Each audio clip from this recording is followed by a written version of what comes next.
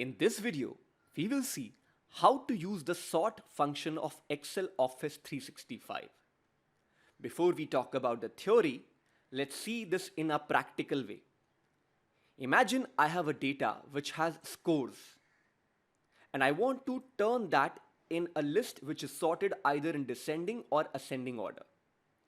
But I don't want to do that in the same data set. So I try to write the function sort. First, I choose the entire array.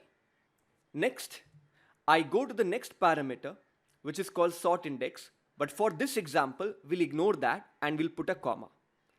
Then I get the sort order parameter, and let me put in the first one by double clicking on that.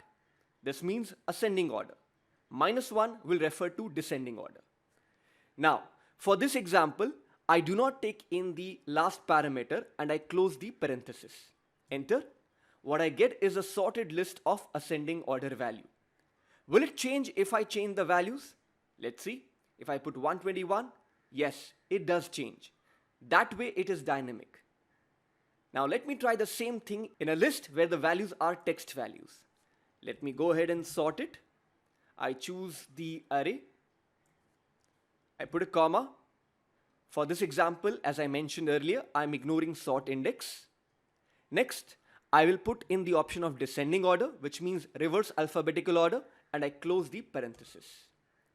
So this is the basic and easy way of sorting a list using sort function.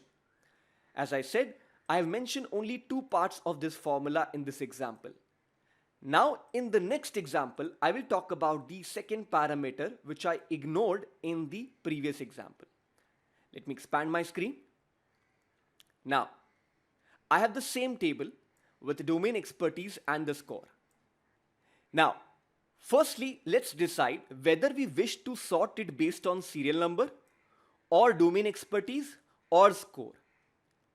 So if you notice, in the first example, the table is sorted based on serial number. In the next example, the table is sorted in alphabetical order based on the second column. And in the last example, I'm seeing the table being sorted in ascending order based on score value. So the differences out here is which column is being used to sort the entire table.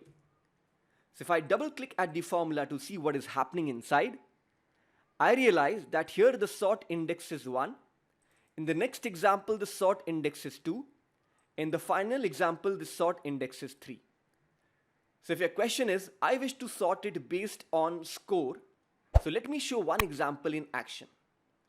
Let me remove this existing data by simply choosing and deleting it. Next, I write equal to sort. I choose the table values, excluding the header.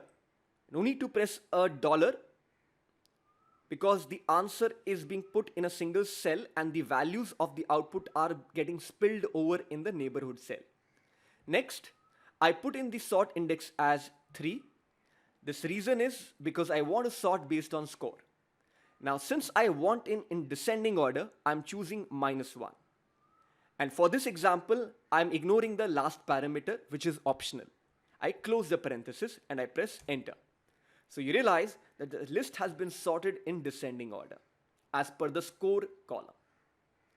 So this was about sort index. Now in the next example, I talk about the by column feature. Now, if you want the data to be sorted based on the order of the header, then you'll have to use sort by column. Notice column 1 is first, column 2 is next, and column 3 is last. This is called sort by column. This is rarely used in real life, and hence I will place less importance in its example.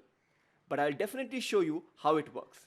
If I look at the data in the first function, it says false in the last parameter. False means sort by row.